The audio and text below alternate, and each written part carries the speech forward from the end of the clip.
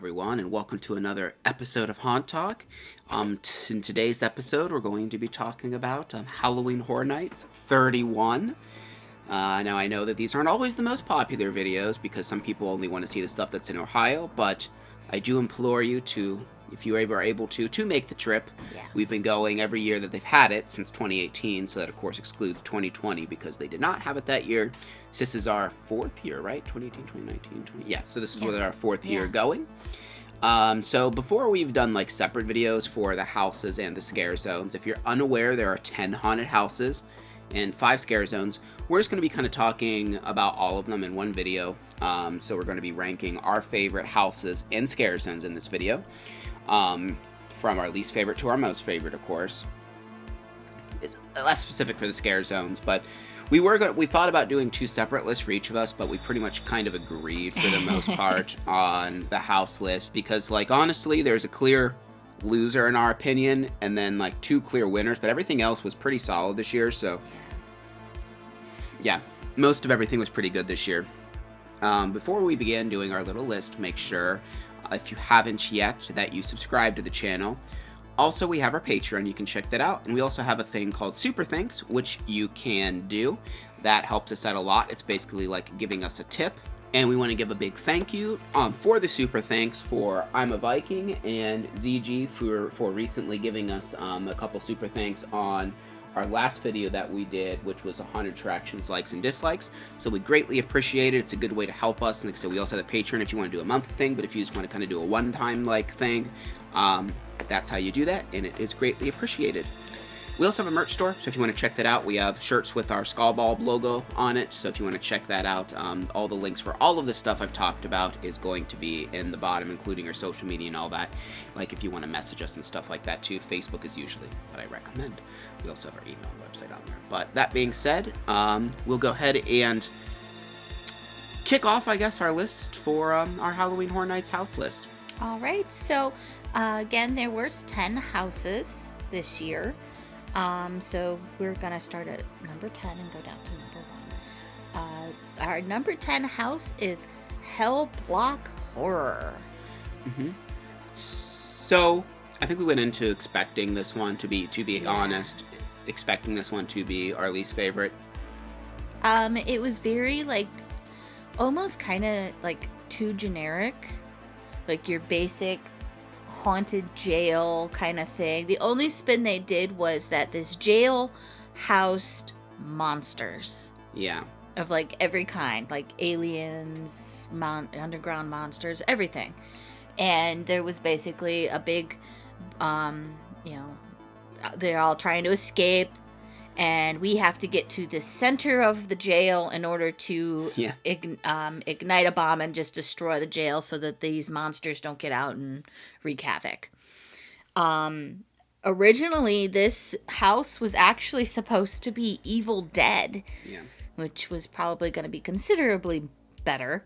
But unfortunately, something happened with the rights to getting Evil Dead, and at the last minute, the creators had to kind of, like, come up with another idea. So this is what they did. Yeah, it was very, I mean, if you've been to any haunt that has a jail theme or like an actual haunt in a prison like we have around here, there's a couple of them. It's very much like that, but yeah, it just kind of felt uninspired. There wasn't many actors in this one. There's a lot of areas that were very clearly there weren't actors, and it almost felt like, because most of the houses did have a good amount of actors, and I feel like this was the house where it's like, oh, we need an actor in this house. Take him out of Hellblock. Like, I don't know. I just wasn't a big fan of this one. Yeah. So that's why it was last place. Nothing about it felt inspired or unique. And it was there wasn't a lot of makeup going on. It was a lot of masks. A lot of, like, poor masks. Yeah, and it was just very basic, like, just generic haunted house. Yep, exactly. So that brings us to our number 9 spot. Now, I did like this haunt, but looking at the other ones, it still was my least favorite after Hellblock Horror, which is Spirits of the Coven. So this one was, like, set in the 50s, right? Was it 50s? No, this one was the one that's in the 1920s. Oh, this one is 1920s. Because you're actually going Bug's was into 50s. a speakeasy. That's right, yeah, this is Speakeasy. That happens to be run by witches. Flapper witches, right? Yeah. Whatever, I don't even know what a flap, that's like that type of... Yeah, it's just basically like a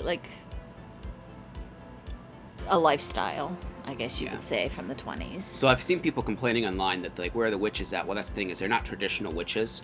Which, to be honest, I would have liked better, I think, if it was, because the whole theme this year for HHN 31 was that since the 31st is Halloween, that everything's Halloween themed.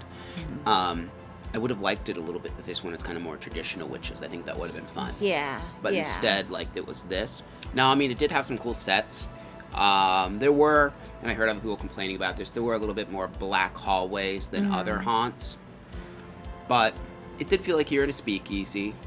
Yeah. Yeah. I was kind of looking forward to this because I wanted to see what they would do with it, because it was, it was supposed to be, witches in like a modern setting kind of thing. And they did have people actually with like the witch faces and stuff like that, but they were dressed in like 1920s outfits, which was kind of fun. And it was unique. I've never seen anything like this before. But overall, I thought it was kind of like not a lot of actors. Yeah, it definitely had a lot of dead space. Yeah, the least amount after Hellblock. Still had quite a bit more, I feel like, than Hellblock when we went through, but didn't really get many good scares in it. Overall, it was just a little bit lackluster. Not a terrible house. Like I said, there are still some cool things. It's hard to remember everything when you go through 10 haunted houses, because we did the RIP tour as well, and we did everything in like, it was like 2.5, 3 hours, because we ended at like 11:30 and we started around 8, so 9, 10, 11, so yeah, about 3, 8, okay, well, I guess 3.5 hours, but it felt like it went by like really fast, because like we even had time to watch the Lagoon show, which typically you don't get unless you do a private RIP tour. But yeah, it was okay. Like I said, Spirits of the Coven, it was okay. It wasn't awful, but just not as good as the other 8 in front of it. All right, so that moves us on to number 8, and that was the Horrors of Blumhouse. Blumhouse has usually had some sort of a haunt at HHN for some, whatever movie they have that's recent and stuff. This one actually was a 2-for-1. Yeah. Which is the reason it's lower. Yes. It was the movie Freaky, which was a horror take on like the Freaky Friday movies where, like mom and daughter switch places, but this time it's a teenager and a serial killer. Neither of us have seen Freaky. Yeah. And the second one was The Black Phone. Yes. Which, if you haven't seen that, I guess go watch it, but it's really good. I do want to watch Freaky. I've heard it's not the best, but I should have watched it before we went, but I just kind of forgot about it, to be honest. I did too. So Freaky, it wasn't terrible, but it was definitely weaker. It wasn't very scary. There wasn't a lot of actors in it. And it's actually kind of interesting because this one had 2 facades. Like, they weren't great facades, but there was one for Freaky. Then you waited in another, like, small itty-bitty line to get into the Black Phone. Yeah. Which was also, like, outside. Because this was the first year they've put something in the Fast and Furious queue, I do believe. Yes. They used to have haunts, I think, there when it was, whatever was there before. Was it Earthquake that was there? I believe that was where Earthquake was, yeah. Yeah, there's a couple things that used to be in the Fast and Furious. But, because this year they didn't have access to the Shrek Theater, where they usually put a haunted house, because they are currently changing it into possibly something Minion. More than likely Minions or something. I don't know. Yeah, probably. I don't know. But, so the Black Phone was really good, though. We really enjoyed the Black Phone half of it. It was also probably one of the scariest haunts. Yeah. The Black Phone section specifically. Yeah. It was a lot of darkness. Like, it was just creepy. I mean, the movie is creepy anyways. I mean, it's literally about a guy who abducts children and, does bad things. And the way they did, like, the way they set up the house, it was like, you kept changing directions. I noticed that. It was like you would head down, and then all of a sudden you just turn, and then you would turn again, and it was just like, it was so zigzagged, and it was very disorientating, I thought. I was really like, at one point, I'm like, which way do I go now? Like, Yeah. it was kind of strange. And they were just like kind of that. popping at it everywhere. Yeah. So yeah, the black phone section is really good. Freaky was just kind of Yeah. The freaky part wasn't bad, but it was a little bit more mediocre. But yeah, so definitely don't skip this house because the second half is really good. Yes. All right, so that brings us to number 7, which is Fiesta de Chupacabra. This one, it was kind of a unique idea. It's basically you go to this Latin American village. Everything is in Spanish. Yeah, everyone speaks in Spanish. Everyone speaks in Spanish. The signs are in Spanish. Everything is in Spanish, and which is and it's kind of like you as the visitor think you're invited to a party, but the visitors are really inviting you to sacrifice you to give your blood to the Chupacabra so that the Chupacabra doesn't eat them. Yes. So it was actually really.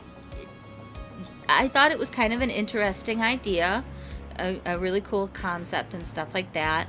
Everybody had like these really cool masks like that were supposed to be like homemade masks of the Chupacabra and stuff like that, and they were like, you know, just attacking you from every corner with these masks and stuff. And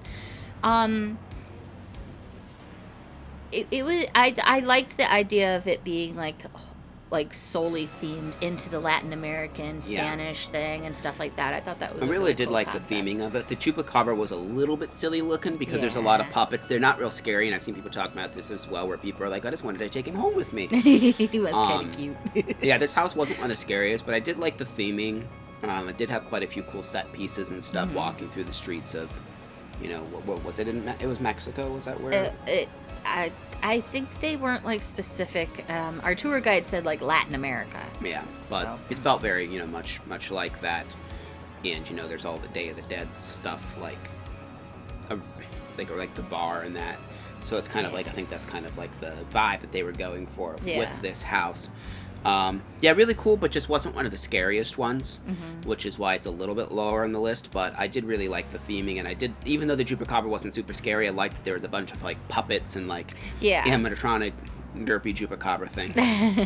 So, and a lot of people said they kind of look like a saber tooth, and I'm like, yeah, it kind of did look a little bit like a saber tooth. Yeah, it did look like a saber tooth. Because I mean, there's a lot of different variations of what people think the Chupacabra looks like. Right. A lot of people think it looks like a dog, it looks like a wolf. I think that's the most common one. Yeah, and it's like, you know, they just kind of made up their own little thing and was like, looks like a saber-toothed tiger. Sure. All right, so now on to number 6. And then I think after this we'll talk about the scare zones and then continue the rest of the houses since we're halfway through. So number 6, we gave to Halloween. So they've done, this is to the original Halloween film. So none of like the new ones. The original 1978 is when it came out, right? 78 one. Now they've done this specific one before, the first Halloween.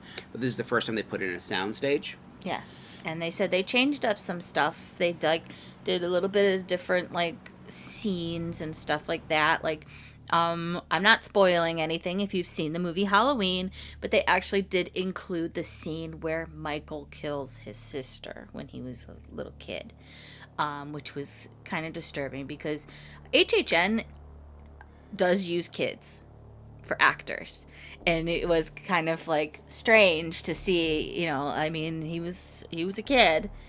And it was interesting. It did feel like you were in the movie. Yeah, there's a lot of really good set pieces. You get to like walk outside the house. They have a part where you're kind of walking through like sheets. Like they have like the sheets, there's laundry. That iconic scene where he's like standing outside behind one. She looks out the window.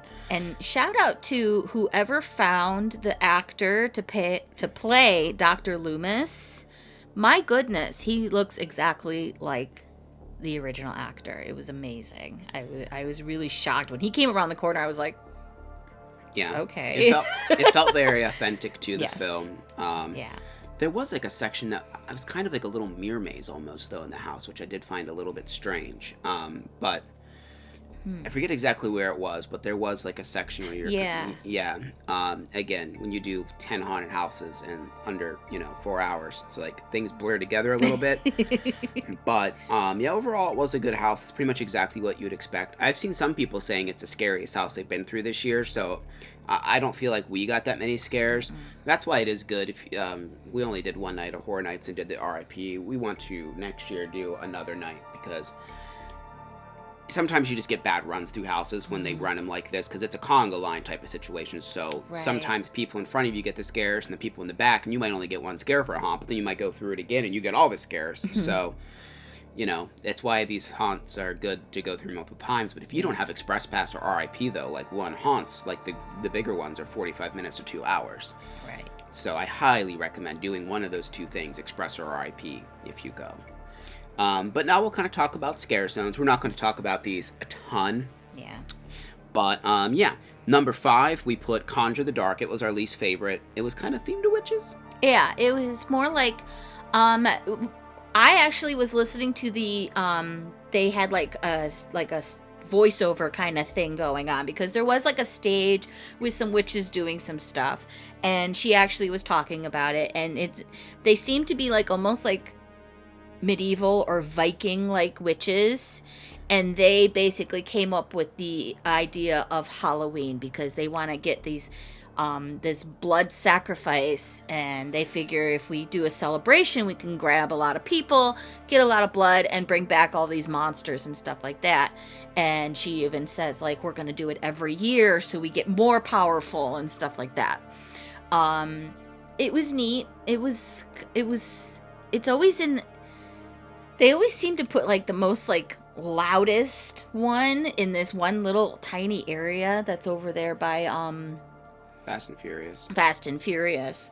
And it's, like... Yeah, it's always congested there. Yeah, so it's just ridiculous. Yeah, and it always is that way. So it was kind of cool, but just not my favorite kind of theming. Yeah. Number 4, we gave to the Horrors of Halloween. Now, this is... the one that, like, it's always the smallest one. It's right when you walk into the park. It's the first one you see. It was really cool. The theming was really cool. It was the Pumpkin Lord who kind of became an icon. I guess he's still an unofficial icon, but he literally greets everyone as they walk into the park. I keep calling him the Pumpkin Grinch because he kind of looks like the Grinch. But he has a whole little spiel he goes through and stuff. And then inside is basically just an archway of pumpkins, and there's little scenes of, like, each of the different scare zones throughout the park. Yeah. And, like, they have this, like, thorns going up over. And one thing I told Kim would have been a really cool idea, since, like, he's supposedly taking over the event. In each scare zone, if there would have been some of his vines coming up somewhere in each scare zone to kind of tie it all back to that one. I feel like that was a missed opportunity, because that's kind of what they were going for, I feel like. Right. Like, they had, like, some projections on walls and stuff like that, but I think if they had actually gone and put the vines in the scare zones, it probably would have put that theming more forward. But this is probably my favorite since we've been going opening scare zone, just because of how cool looking it was. Because, like I said, the reason it's number 4 is because it's always small, so there's not much there, but it is a beautiful... You walk in and you see that archway with Halloween Horror Nights above and the Pumpkin Lord. It's a real cool entry into the park. So the next one is Scarecrow Cursed Soil. So this is actually a sequel to a previous scare zone that they had with scarecrows, which I think was called, like, the Reaping or something like that. Well, was it a house or a scare zone originally? I think it was a house. A house? I'm pretty sure that was a house originally. Okay. So this is like a sequel to the house. It was really cool. This part's always also really congested because it is just like there's nowhere else to go besides, like, down the path. But I like this one. I do miss when they put, like, the pumpkins up in the trees and stuff. Now there's just lanterns, so it's not as pretty as before. But they did, like, build like a kind of a barn thing. Yeah. It doesn't have a roof, but it does look like a barn that you walk through. And there's some, like, really twisted scarecrows. Look at it during the day. It's easier to see the weird scarecrows that are, like... There's, like, one made out of, like, mannequin parts or something. It's really freaky. Yeah, they're very strange. It's like they just kind of scooped up extra stuff and made scarecrows out of them. And there's, like... corn on the cob monsters and some other weird creatures you'll find in there. It was overall a cool scare zone, but yeah, like I said, this one's always also really congested, but it is really cool looking. All right, so moving on to our second favorite, which was Graveyard Deadly Unrest. And this is exactly what you think it is. It was a spooky graveyard. They had lots of really cool like sets with like mausoleums and tombstones and stuff like that. And a lot of the actors that were walking around were like some sort of like zombie or ghost or ghoul of some sort. Yeah. They did have some really neat ones in there. There was like a gargoyle. There was this. He looked like a statue. Yeah. Yeah, there was this one that there was like a skeleton on top of his head, so it looked like he was really, really tall. But it was just this skeleton headpiece thing. It was really cool. And I made this joke during the day because this is in that it's like a kind of like a Hollywood area, and the Mystery Machine is always parked over there, usually. And they always have the characters come out, usually at certain times, and hang out with people and stuff. And I thought it would be hysterical if they should have had the Scooby Gang out and about in this scare zone, because it probably would have been really funny. Because it kind of fit that theming of Scooby-Doo, because it was, a spooky graveyard and everything. And this was actually the Cary, Ohio scare zone as well. We got to make it there sometime. Yeah, we drove by Cary multiple times. I mean, nothing really is that fun that's in Cary, but just to actually go to Cary, Ohio would be fun. I also really liked the music that they played in it. It was probably some like Midnight Syndicate stuff. Yeah, it was very spooky. And like they had it looked like a lightning storm, which they didn't have to fake it for most of our vacation in Florida. But that night actually, thankfully, that was like the only night it didn't downpour. Right. Really was our Halloween Horror Nights night. But every other night we were in Florida. My God, but it was bad. It's hurricane season there. Yeah. But yeah, they had like the lights to make it look like it was storming and just real cool atmosphere. I really liked that scare zone. Yes. But that brings us to our number one, which is Sweet Revenge. That's what it's called? Sweet Revenge. Yep, Sweet Revenge. This is probably my favorite scare zone that Universal's ever done that we've been to. Not just this year, but ever. It was huge. Yes. It took like the entirety of the New York section, like all the way down the street, and they bring out like these big floats that they made. Yeah, just for the scare zone. Just for the scare zone. And like and I remember like no one even knew they were going to have that, because people were like, wait, are they having some kind of Halloween parade? And it's like, no, they made it just for that. So the theme of this one is it's a Halloween festival. And this, what's the name of do you remember the name of the candy Major company? Sweets is the candy company, and he sponsors their annual Halloween festival. And it turns out that he tainted the candy, and it turns the children into homicidal maniacs. So it's just great. It's super spooky Halloween feeling, and there's, like his kids and like these, there's so many actors in the scare zone. Yes. So many. And there's like the adults that are being hunted by the kids, and then there's kids in like, your real vintage like Halloween costumes, like things like with cat faces, like this guy here.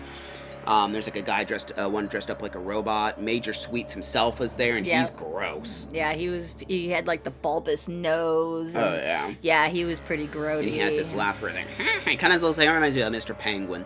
Yeah. Actually from Batman, but yeah, just really good scare zone, and the actors there are super interactive, and like the adults sometimes will come and like ask you to hide them from the kids and stuff, and it just keeps going, and there's just so many actors, and some of them like look like normal people as well, and then so you think you're behind like just another patron to the event, and they'll turn around and scare you, and there's blood all over their face or something.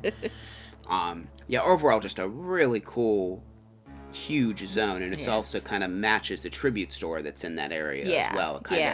They said one of their goals was to bleed the store into the event itself. The tribute store is made to be a dark ride. Yeah, it looks like it's a dark ride. Quite literally a fake track on the floor that you could like follow as you're walking through, and each room is a different scene and stuff, but at the end it bleeds into the festival that's going on outside, which is the parade and the festival that's happening in the Sweet Revenge.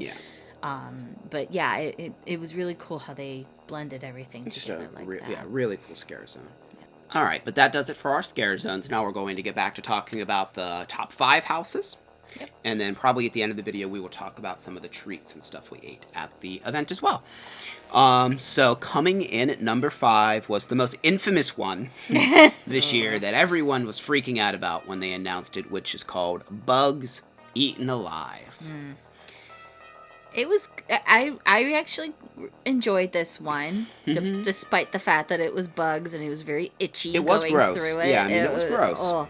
But it's basically, you're going into a factory, and like kind of like in the 1950s when they were always coming up with like new innovative ideas. And the idea is that it's an air conditioner, heater, and bug killer device. So it's like this thing that you stick on your wall, and it's supposed to heat and cool and get rid of bugs. Well, of course, it doesn't. It actually spits out this gas that mutates the bugs, mutates people around it with the bugs, and just all havoc breaks loose in this factory that they're making this in. And yeah, it was interesting. They had like bugs just crawling everywhere, people turning into bugs. There's like a hallway where you walk down, there's like all these little holes where like air would like shoot you like all over and stuff. Oh. A lot of fog like that was like lit green with a light to make it look like the gas, and they'd blow it in your face a lot. Yes. It's just real freaky, and there's just a lot of people with like those with like all those holes and stuff on their face. Yeah. Tryptophobia, I think it's called. Tryptophobia or something. Yeah, so if you have that, and obviously there's no real live bugs. People are scared there's going to be live bugs, which obviously there isn't going to be. It's universal. They're not going to put live bugs in there. But still, though, it's still pretty gross. And there's also like kind of funny big bug monsters. Yeah. The house is a little tongue-in-cheek. Like, it isn't... If you are like deathly afraid of bugs, it is going to be a nightmare for you. Yes. But I think that they wanted to take the edge off by making it a little bit silly as well. I mean, the concept is kind of silly. Like, it kind of reminds me of, like, the old movies from, like, the 50s and 60s that they made with, like, the giant, the killer cockroaches. Which is definitely what like the kind of vibe they were going Yeah, for. it's definitely like that vibe. B-horror movie, yeah. But, yeah, we thought it was quite a bit of fun. I did get a few good scares in there. Oh, yeah. Yeah. Yeah, but overall, yeah, it was a good house, and it might be higher if it just was. If it wasn't bugs. It's not something I'd want to go in over and over again, because it really does make you feel itchy, like she said. But yep. So number 4 is Universal Monsters Collide, which was a big focus on the Mummy, Dracula, and the Wolfman.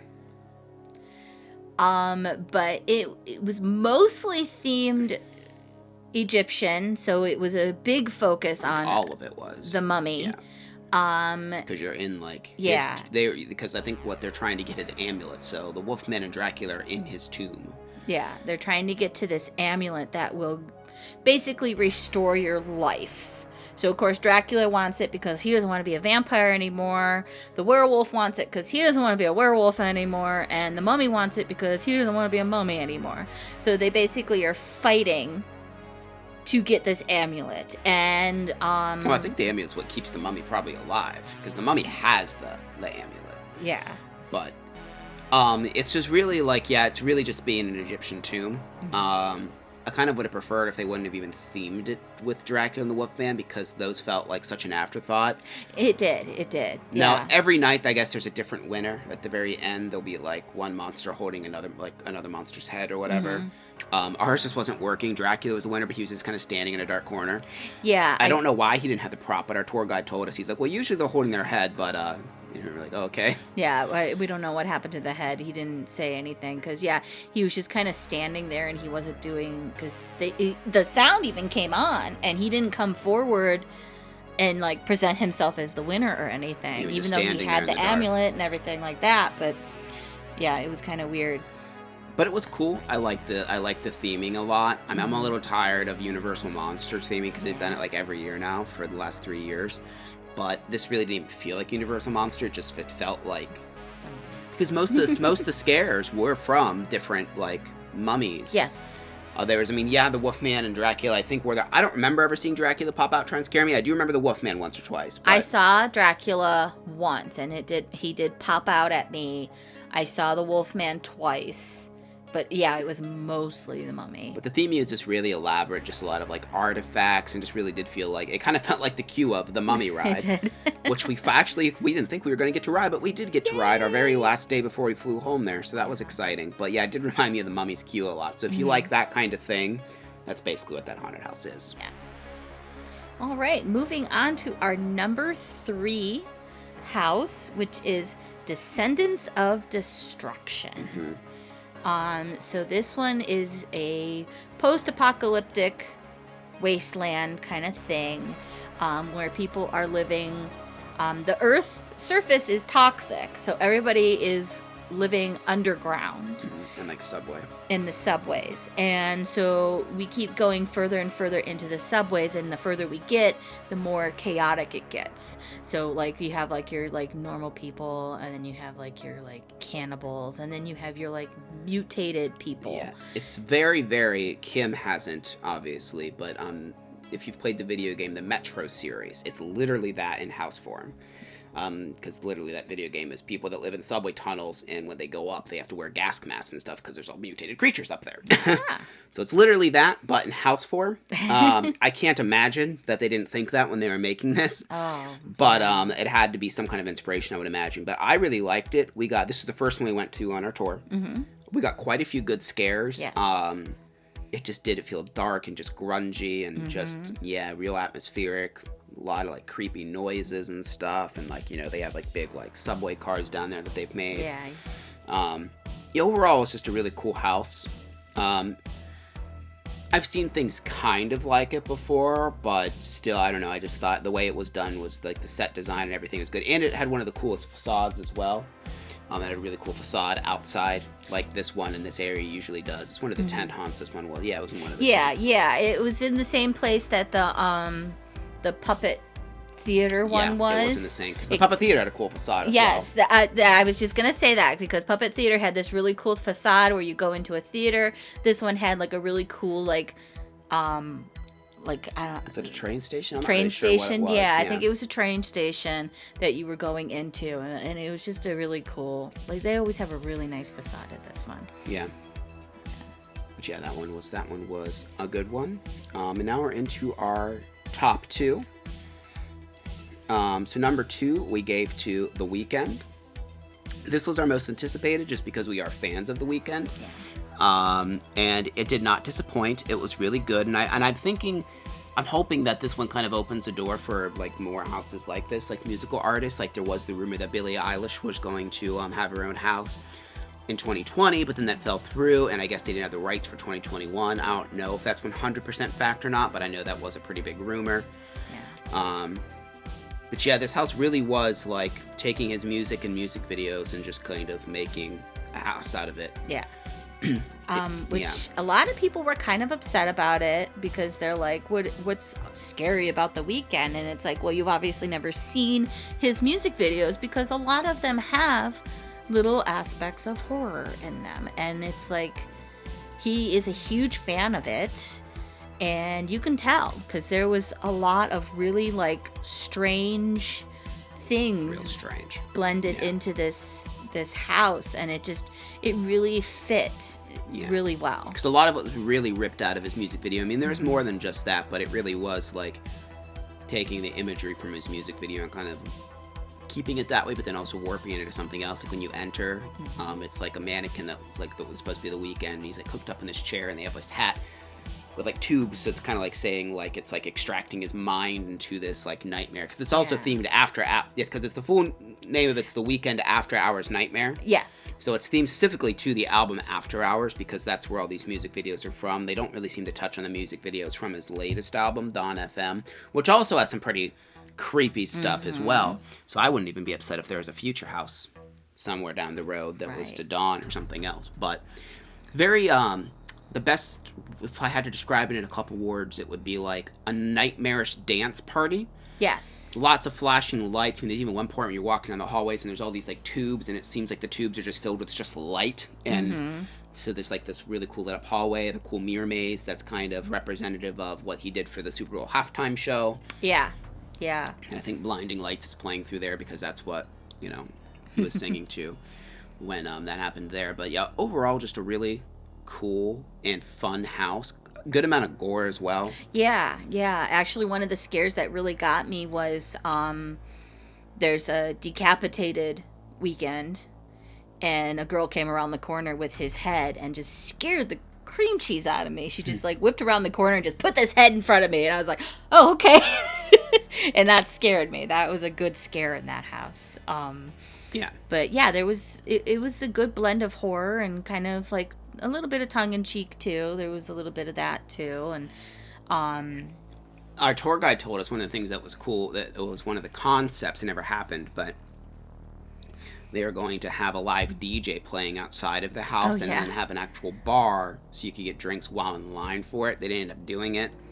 But I thought that would have been a cool idea. They did have a weekend-themed bar with a special drink, but it wasn't in the queue line. Yeah, it's not outside. In the queue line. Most people seem to agree that that's the best drink of the festival. Yeah. Like, I've seen a lot of people, because it probably is the strongest one. Yeah, it was it's pretty strong. It's like a whiskey-based drink. But it was good. It was good. You should, if you drink, then I would highly recommend, if you try any of the drinks, trying the Save Your Tears at the Weekend Bar. It has fun little bobas as well. Yes. But now our number one, which I feel like is almost everyone's number one, which is Dead Man's Pier. And this is a sequel to a scare zone. Was it Dead Man's Wharf? Dead Man's Wharf, I believe, was the scare zone. And this one is Dead Man's Pier, Winter's Wake, I do believe is the full name. Yeah. And this was just beautiful. Yeah, it was immaculately done. It had so much, Universal always does a great job. They have a ton of money, that they can spend on this. But this really did look like something that you would see at, like, a pro-level haunt that, like, stays up every single year. You walk in and, like, there's, like, a lighthouse off in the distance. You're, like, it's kind of like entering a winter town. There's, like, a fountain of, like, and then it has the violin player, because that's, like, the whole thing. Yeah. The whole story is that... The story is that, this widow of a sailor goes up to the lighthouse and plays her violin, and this magical violin brings back all the dead sailors into this town, and they basically just wreak havoc in this town. And so that's the premise, is you're coming into this lighthouse town, and all these ghouls are there, just kind of doing whatever. Like, some of them are just kind of like hanging out and drinking and whatever, and then there's some that are like, real monsterish and actually doing like bad stuff. But it just was... Yeah, there's a lot of really cool stuff. There was a part where it actually rains on you a bit. They had these really cool people that were in like diving uniforms, and like you couldn't see their face, but a black light would turn on, shining on their face, and then they looked all ghostly and stuff. Yeah. That was really cool.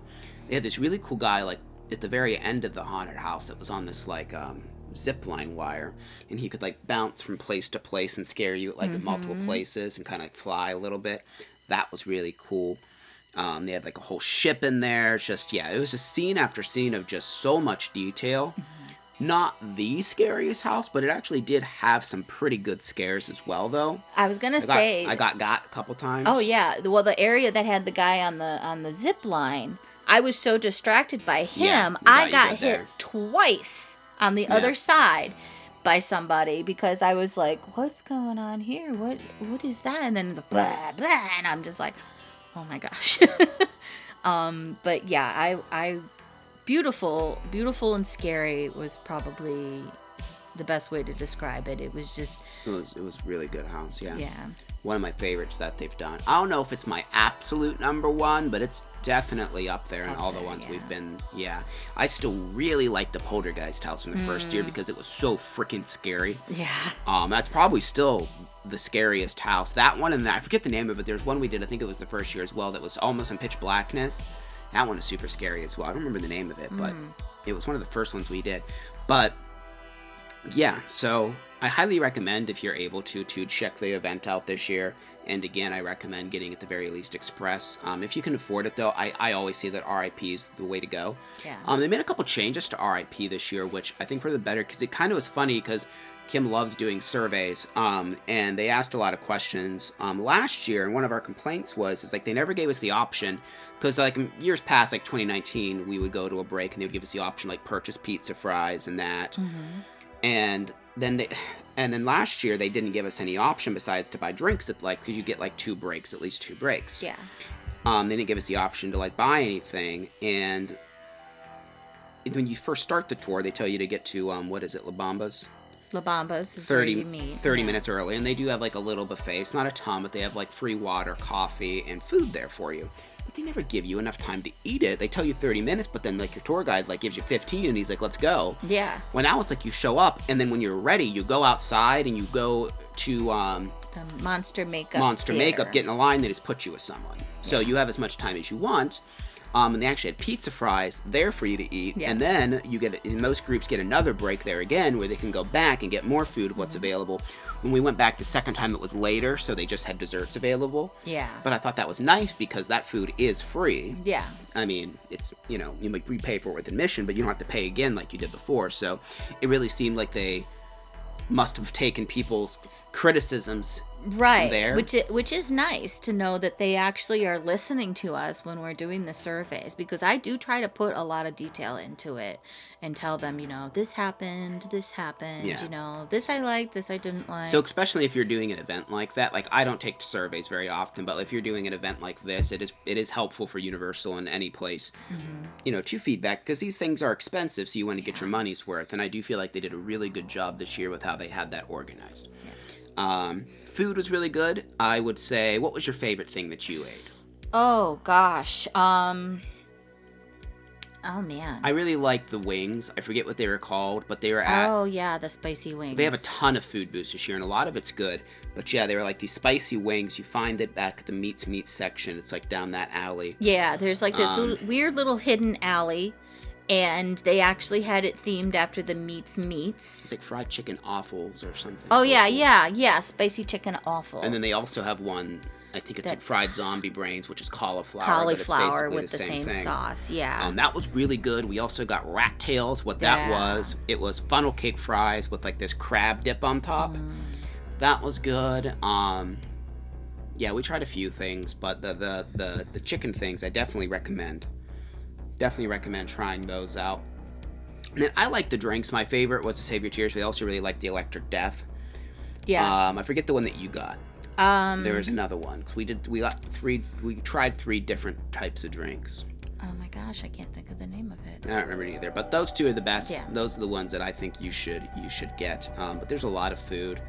Let us know what your favorite thing was if you've been down in the comments. And a lot of really good merch this year as well. Yes. Overall, just a really good event. I really enjoyed it this year, and it was so nice that the plexiglass is gone, because it really, really dampened some houses that would have been great last year. But you just can't get scared when you see plexiglass and you literally know there's going to be an actor there. Right. And they can't hide when there's a big shiny piece of plexiglass. You're like, well, obviously there's going to be an actor that comes out of there. Right. But, so thankfully that crap's gone. And yeah, just overall a really good event. And we are also going to be having a video coming up for Howl-O-Scream at Busch Gardens this year. We didn't do SeaWorld this year. We didn't have enough time, but we did do Busch Gardens in Tampa our first time, so we're going to have that. Because it's only like an hour to an hour and a half away, depending on traffic if you're in Orlando, so it might be something for you to consider. And then we also are going to have a review for Mortem Manor in Kissimmee coming up as well. So we did those 3 things in Orlando, and then starting, the weekend after we film this, which is probably about when you'll be watching it, we're going to start going to the more local haunts and all of that stuff. And if you're curious where we plan on going this year, we have that video up as well. As always, like we said in the beginning, make sure you like and subscribe. Also, make sure you click the notification bell so you don't miss any of our upcoming videos, because obviously since it's haunt season, there will be quite a few coming up. It's going to be hard for me to be consistent on the days they come up, because when we used to go to 3 to 5 places every weekend, I just kind of put them up when I get them done, try and get them done by the weekend, so if you're making plans, you can see them. But yeah, thank you very much for watching, and we'll see you in the next one. Bye.